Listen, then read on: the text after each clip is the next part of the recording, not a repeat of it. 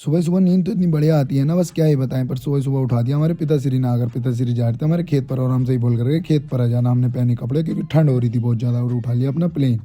Plane उठाकर निकल गए हम खेत की तरफ। कल हमारा बीज भी आ गया था जब हम मुरादाबाद गए थे। फिर पिताजी आ गए, पिताजी से पहले ही आ गए थे हम चले गए गाँव में।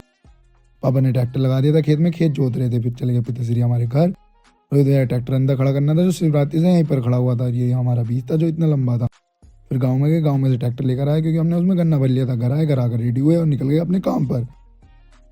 फिर पिया हमने एक गिलास जूस क्योंकि शरीर में बिल्कुल एनर्जी नहीं थी। फिर उठा लिया घर आकर वापस से प्लेन, और देव तक आ गए थे आज घर पर।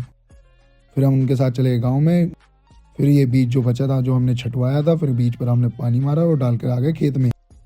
ट्यूबवेल खड़ा करा हमने घर पर, तक को दी बाइक और हम आ गए ट्रैक्टर लेकर छोटू के घर। छोटू के घर से खाद लिया, पी लिया, दवाई ली, घर आ गए।